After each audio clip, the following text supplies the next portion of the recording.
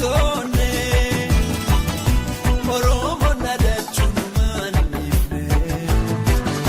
addunyaa tanarra wanti naa ta'u afaan Oromoo biyya kanaa se'u addunyaa